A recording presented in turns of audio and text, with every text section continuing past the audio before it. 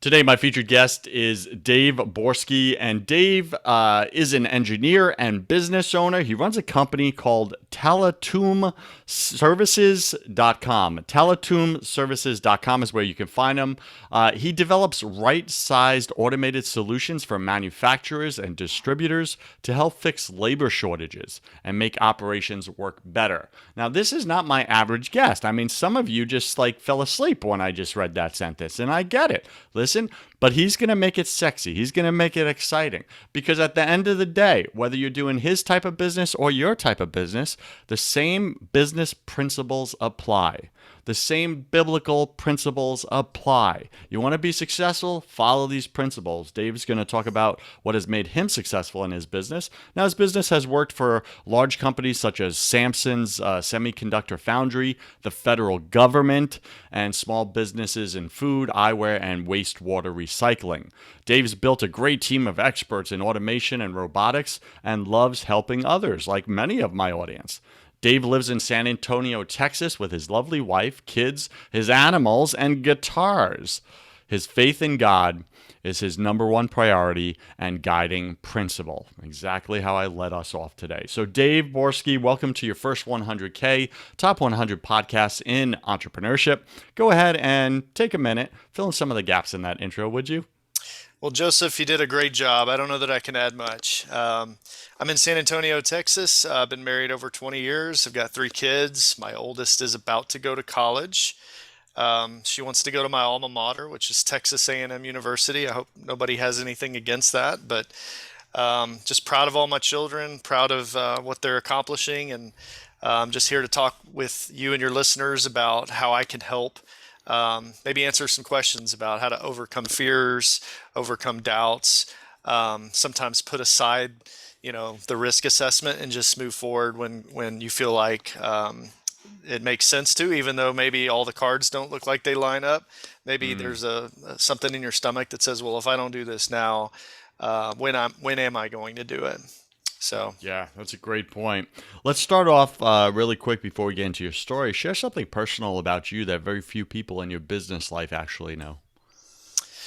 um, well, I would say that most people in my business life probably don't know that um, I grew up hunting.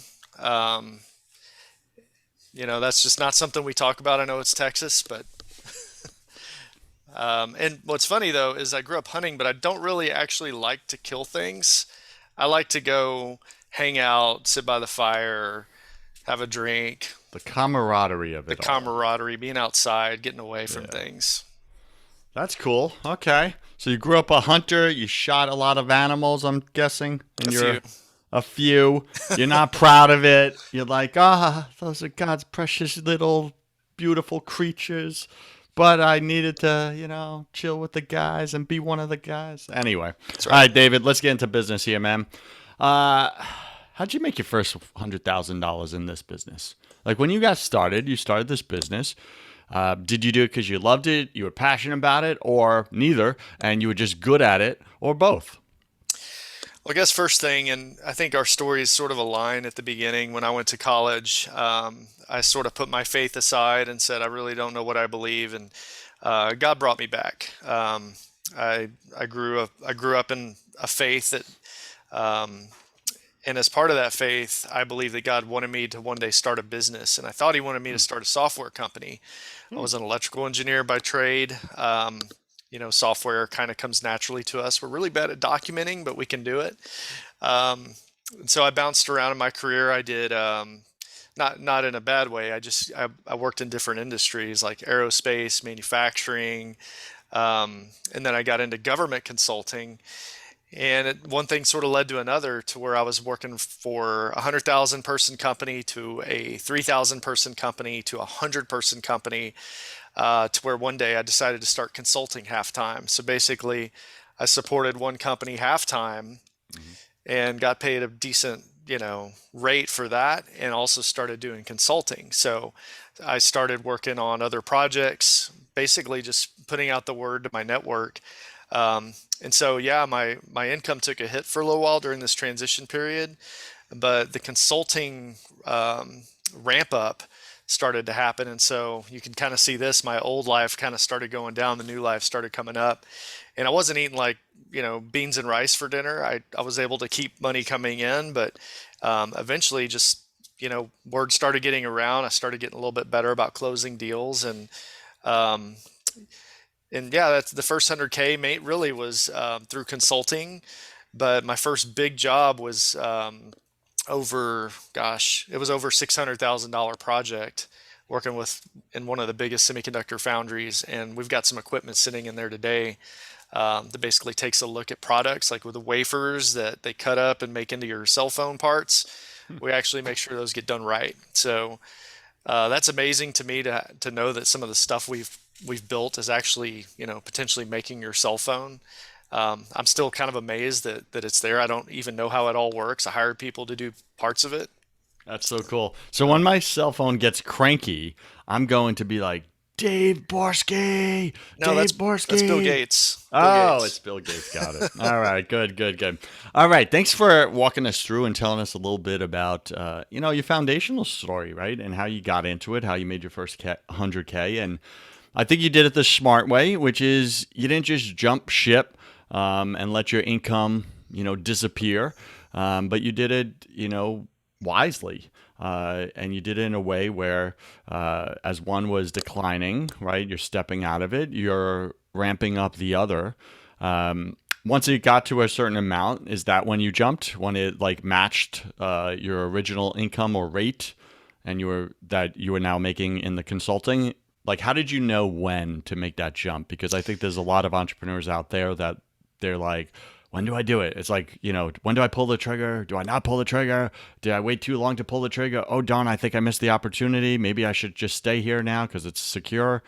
How did you know? Yeah, I think different situations will be different. Partially because part of my business is providing consulting.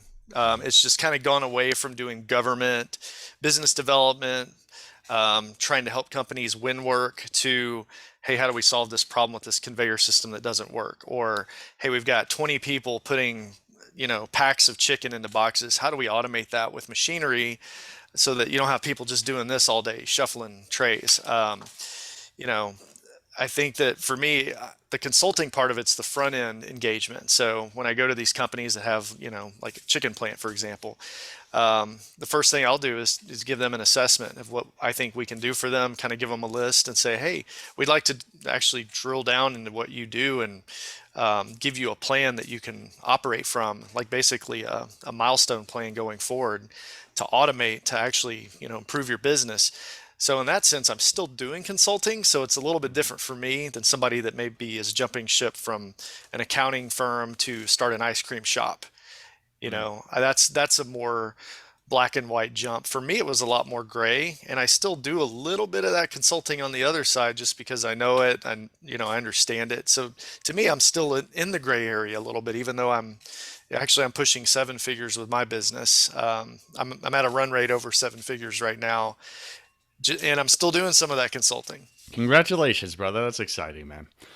When you hit those financial milestones, um, do you look back and kind of go, "Oh, that's it"? Because I know so many people that like they're chasing it, they're chasing it, they're chasing it. They get to six figures, and then they're like, "Oh, okay, I'm just getting started." Okay, and then they go to seven figures, they hit it, they finally get it, and then they're like, "Oh, you know what? Let me go to eight." Right? And it's always like they're chasing the horizon, the sunset. Was it that way for you? A little bit. I'm trying to think. There's this Russian book. Gosh, I can't remember the author. I think it's something along the lines of how big of a field does a man need? And Mm. kind of the concept of the story is a guy gets 24 hours to walk around the perimeter of a land that he wants. And basically, as far as he can walk, as long as he can get back to the starting point, he can have all that land. And he basically dies because he tries to take too big of a bite of the land, kills himself. So I don't want to be that guy. Um, Okay. but at the same time, like where I'm at now, I'm trying to refocus my business and build better processes. Like, really, I think where I am right now, I'm pretty happy with how big I am. I just want to get better about, um, being more efficient in my business. Okay. And why is that important to you? I mean, is it the almost obvious reason of like, hey, I want more time with my family and doing the things I love? Or is it something else? It's that, and it's just being able to focus more on the things that only I can do. I think it's important to hire out, especially when you get to the seven-figure mark. You need to be hiring out, and before then, really, you need to be hiring out people that are hopefully better than you at the little things of your business. And the things that I can do um, really revolve around the architecture of factories. You know, I've dug trenches, I've waited tables all the way up to, writing and winning 20 something $1 million government proposals. So I've gone from very low level to, at least that level. I'm not going to say I was never Mhm. an executive for a manufacturing company, but I can come in and see what needs to be done, offer suggestions, and then partner with companies to help them figure out what's a good pathway, what's a good solution. So that's the part I want to work on, and I want to do more of that. So for me to be able to spend my time doing that, I need somebody else doing, the invoicing or, um, the taxes, the hiring, what's our hiring process. A lot of that is still up in this noggin. Got it. What's been the biggest mistake or, you know, thing you look back on and say, man, I should have done that differently so far? I think one of the keys to being an entrepreneur is not to do that too much. Hmm. I mean, you've got to have some honesty about yourself and what's not working. Right. Honestly, I think not trusting God, not being a little more, um, not being willing to grow and break myself a little bit has kept me from growing. Like we talked earlier about, or I talked earlier about going from consulting to what I'm doing now.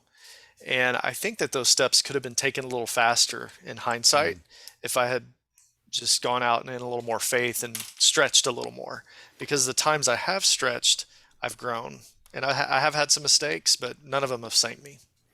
Now, you named your business off of a Greek word, and it has biblical implications. And I think it speaks right to what you just brought up there of being stretched and multiplied, Hmm. and taking that risk as an entrepreneur. Without taking that risk, you can't grow, you can't be stretched, you can't multiply. Tell us a little bit about that. Why'd you name the company what you named it? What does it mean to you personally? And then how have you really walked it out in the business, you know? Sure, Joseph. Well, again, I knew early on that God wanted me to start a business, and I felt like part of the giving back to Him was, offering the company to Him and say, hey, if you want this to run, I'll run it for you, but it's really your machine. So I'll name it after something. And the word talent came to mind. It basically was thinking of the biblical story about the talents, where a master gives three servants different amounts of money and says, here, go do something with it. And so they all come back. Two of them return positive, more than the master gave them. And the third just buried it, didn't do anything with it, didn't even buy a CD, and came back with the same amount of money. The two that returned more money, they were rewarded, and the one that returned the same amount was actually punished. He wasn't, Mhm. because he took the safe road. It wasn't like, oh, okay, you're just safe. Go, here you're demoted. No, he was actually kicked out.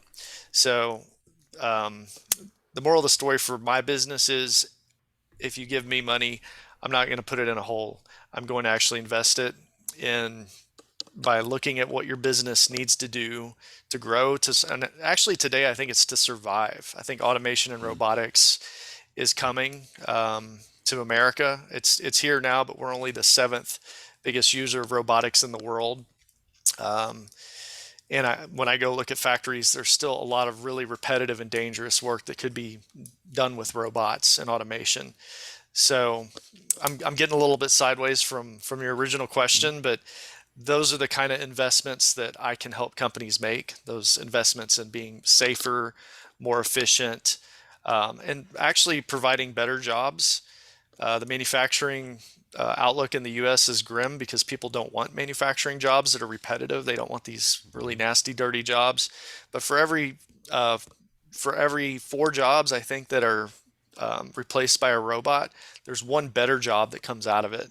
Usually, it has to do with repairing, programming, that sort of thing.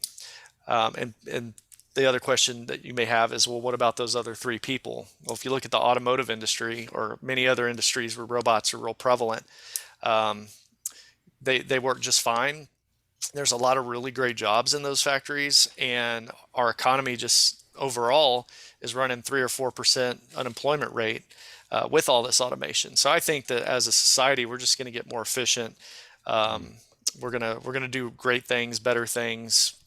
God's given us dominion over the land. We're gonna take good care of it. That's right. But don't be like the Russian guy in the story and take too much of the land before you get greedy and then you die. You're like, why are you doing that, people? All right. So let's talk marketing for a second, okay? Because, uh, many people, entrepreneurs, business owners, they can be really good specialists at their craft, but they don't know how to market it, let alone sell it. What's been your number one marketing strategy to win new clients, to get out there in front of them, etc.? Right? You seem to be more of a technician, specialist type, but maybe introverted more than extroverted. How do you do it? Are you the guy that goes out there and calls on these companies? What's been your number one marketing strategy? If I look at what's worked and what's brought in the money, it's been me primarily up until recently. Um, just expanding out to my network. Um, Asking for referrals is very important. Being strategic and setting goals. So, what I'd highly recommend is set a goal for your company for a year and think about, and just, you can Google it, look at what the numbers are for, how many phone calls do you have to make to get a job? Usually it's like 2 out of 100 cold calls end up being something. Different industries have different metrics, but in general, if you take that approach, then start with your inner circle. Who do you know? Who are you working with now? Who do they know? What referrals can they give you? What other companies are in the sectors you're working in? What people have you worked with in the past? I waited till I was almost 40 to start my business. I built a pretty big Rolodex, and I've kept up with LinkedIn. Honestly, to get started, LinkedIn Sales Navigator was super helpful because I was able to connect to new people. I got a big account with an eyeglass manufacturer through basically looking at people that went to my alma mater that were engineer background that were now a director VP, and just reached out, found a guy. We connected, hit it off really well, and that's been a good business sector for us. So when you go on LinkedIn as an example, you're looking for those personal details from their life that you can resonate with and connect with and strike up a conversation. You're not coming in with just business talk and pitching them. Is that correct? Yeah, I'll give you an example because people like stories.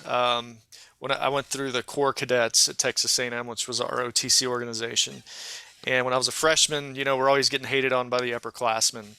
We were in charge of our outfit's flag, um, and we took it to dinner. We left it there.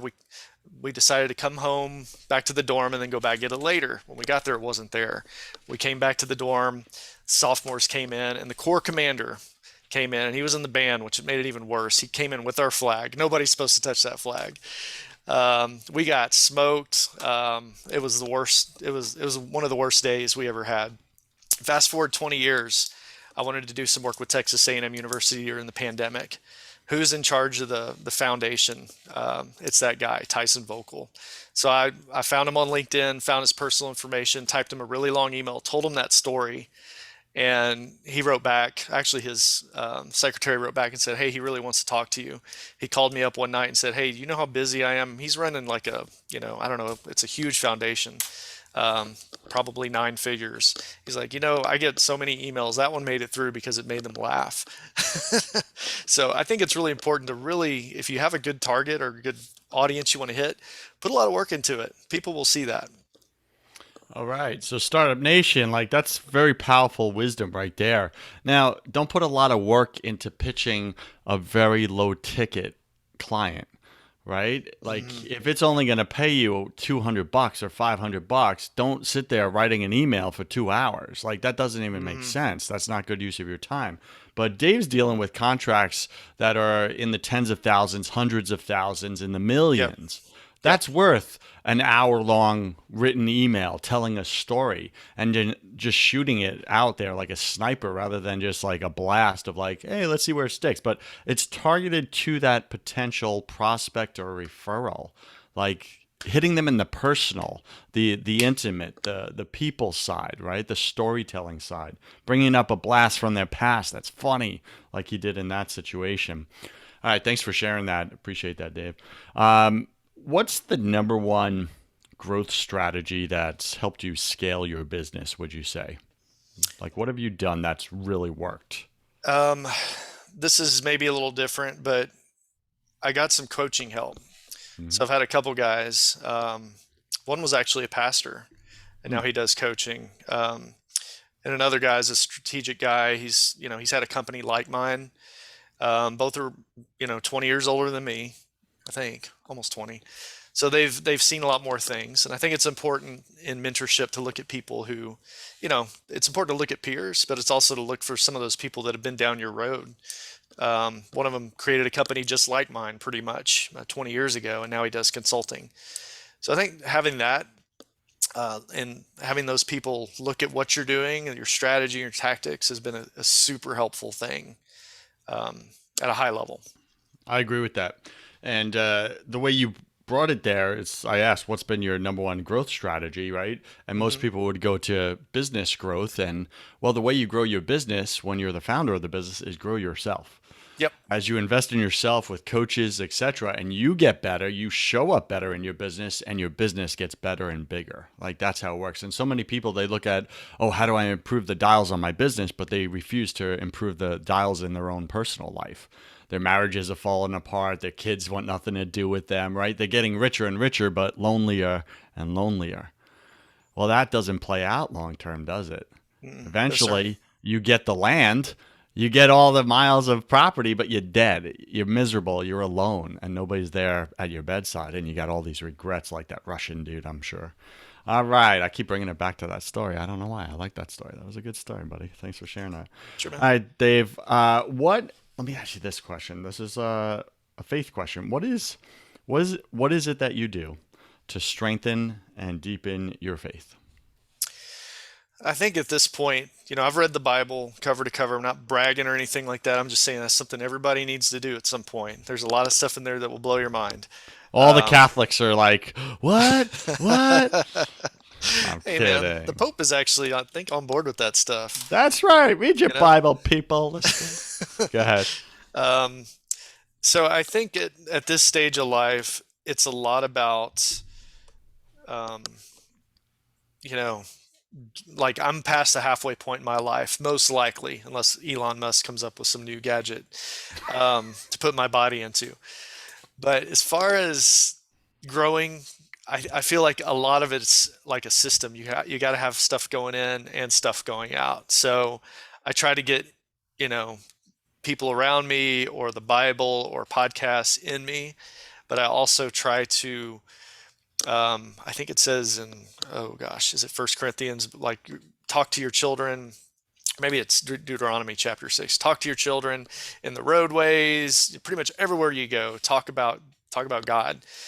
Make it a part of your life. You don't have to do it just in church or just when it feels right or just in front of other Christians. You can just say, "Hey, man, God really helped my business today." I Mhm. sometimes I'm on a business call and I'm like, "Hey, you know what?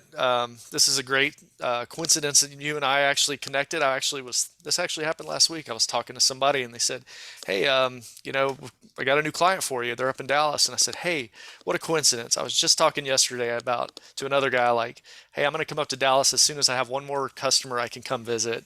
And then the next day it happened. I was like, could be God's providence. That's what I said. And, lo and behold, she said, yeah. And I was like, yeah, I don't know if you believe that stuff. She's like, oh, well, I totally do. I totally do. And I was like, well, I think it's God's providence then that this is actually coming about. So seeing little things like that happen strengthen my faith. That's very cool. I like Trader Joe's is a place where I'll frequent and pick up some grocery items, and people just ask, "How you doing today?" And my answer's the same answer. I'm blessed. I'm blessed. And man, that's a conversation starter. Doesn't matter where they are on their spiritual journey. Like some people will just come in like, "Huh, that's a great answer. I'm blessed too." And it gets them to actually reflect on gratitude, right? That God's blessed them. And then other people, they're like, "Oh, you're Christian. Me too." Right? And we start talking about God. Sometimes it's as simple as that. It's not preaching at people. It's just showing up authentically and, giving thanks to God for all the blessings you have in your life, right? So thanks for doing that. Being a light in the darkness, brother, there's a lot of darkness spreading around. Let's be honest, people. Let's be honest. Be the light. All you Christians out there, be the light. And if you think it's overwhelming, well, Joseph, how do I be the light? There's too much darkness. You know how little light it takes to light up a dark room? Do you understand that concept? Talk about multiplication. God does the miracle. Like you shine a little candlelight, man, it dispels a whole room of darkness. That's what we're called to do. All right, all right. So we're going to get into the hustle round. This is one of my favorite parts of the show. I'm going to ask you 10 quick fire questions. You'll have about 3 seconds to answer each. Don't overthink it, Dave. It's just for fun. It's like a game show. Are you ready, sir? As an engineer, this is hard, but I'll do my best. I know. That's why I like overemphasize. Don't overthink it. Don't analyze it. What's your favorite thing about owning your own business? I love being able to work directly with customers and get the real story. Nice. What's your least favorite thing? Accounting. Yeah. I believe we're all struggling with something at any given moment of our life. It's just part of the human condition. What are you currently struggling with or challenged with right now in your business or in your personal life? Going through just cycles of thinking about, is this, my kids are going to college, am I getting there? You know, trust, just trusting that I'm where I need to be right now and not, like I said, how big of a field do I need to encircle? Like the field's here, I need to work it. Okay. I'm picturing you way out in the field and I'm like, Dave, come back. All right. Dave, what are you most afraid of? Height, Height. like buildings, tall buildings Really? freak me out. So roller coasters, not your thing? I've been on them. They're okay. Airplanes, I'm good. Interesting. Send me to space. I'm cool. Would you skydive? Maybe. That's fascinating to me. You would jump out of a plane that's high, way higher than a building, but you're scared of standing on the top of a building? Yeah. Yeah. I'm, Okay. I'm All weird, right. man. There's no reason for it. What did you spend way too much time doing your first year in this business? Um, First year, probably going back to my consulting. Like instead of stretching, Hmm. I kept going back to what was safe, where I could make a buck. That hits a lot of people right there. Startup Nation, are you doing that right now? Are you avoiding stretching and growing and you're coiling up in comfort? Is that what you're doing? Stop. Stop doing it. You can't be multiplied that way. What secret fear do you have about people? Secret fear do I have about people? Um, that they're not as authentic as they appear. Yeah. Authenticity is super important to me, and getting a vibe that somebody's not being authentic, kind of, yeah, I don't want to mess with Ugh. that. Ugh. What do you wish you had learned sooner in business? It's okay to make mistakes. Heck yeah. Just think about them ahead of time and think about how to use that result to improve yourself. So think more. Think more. What's a new habit you're going to create in your life this year? Well, I've been doing it already, and it's thinking time where I just sit down, piece of paper, and just think about a problem and just go for 30, 45 minutes. It's been transformational. That's awesome. One of my clients, he does this practice similar to that, where he takes off midweek on Wednesdays, and he thinks all day, just thinks and creates. He doesn't work. And he said completely is transforming everything, the way he looks at his business, everything, because he's stepping out of it, hmm right? And That's and what it and is. yeah, it's so cool. What's a bad habit you're going to break? Bad habit I'm going to break. Trying to break the habit of lazily looking at the news during the workday or social Ah, media just for no reason. talk about shooting yourself in the foot. Yeah, yeah, man. Sorry. I know we're on a podcast, but No, you know, I hear you. Pick 3 words to describe who you are now. um, authentic. Um, 3 words. Authentic. Um, Balanced. Hmm. I'm more balanced and contemplative. Okay. Yeah, pretty good. Pick 3 words to describe who you were your first year in your business. Frantic, worried, and neurotic. Okay, so I acknowledge you for making a lot of progress, my friend. Well done. And last question, if you could come back to life after you died, look your family and friends, your wife, your kids in the eye, and give them only one piece of advice about real success, true success, what would you say to them? The one truth that I really believe is foundational is honor God in everything and trust Him for the results. And in business, that's been super helpful to realize that, hey, if this business fails, I may have had a part of it, but that's, God's going to do whatever He wants with or without me. And so I either need to be on His bus or not. So All right, get on God's bus, people. yeah. Jeez, you don't want to be left behind. Let's go. All right. This is the part of the show, Dave, where you get to give Startup Nation, my audience, one action step or homework assignment for this week that they need to do to grow their business. What do you got for them? Get a blank piece of paper. This one has, oh, I've got my background on. Imagine a blank piece of paper right here. Get actually 5 pieces. Get a pen. Take the time of the day where you're at your best. Block it off on your calendar. Just do an hour. Spend 45 minutes. If you can't think of a problem to solve, I'll give you one right now. Here's the problem. Write it down. What is the number one thing holding me back from growing my business? And then spend 45 minutes just writing from that, whatever comes to mind, no distractions. And then at the last 15 minutes, go through and pick out 2 or 3 of your best ideas and then put them on your calendar to implement. Try it out. Okay. All right. Try it out, Startup Nation. That's your homework assignment. Do you accept this mission? It will self-destruct in 1 week. You gonna do it? Let's go. All right. Startup Nation, do you enjoy this show, your first 100K? Do you enjoy the amazing guests I bring on, like Dave, who just come in and speak about their journey? They speak with authenticity, transparency, vulnerability. They share their struggles and challenges that you connect with, and you're like, oh my gosh, I'm not alone in this. And then you get inspired to go at it again. If you enjoy that, would you go to first100k.com or go to iTunes, Apple Podcast, or go to Stitcher Radio and write your 5-star review right now? Don't write it about me. Write it about Dave. Write it about my guests and how well they showed up and how they moved you, touched, and inspired you.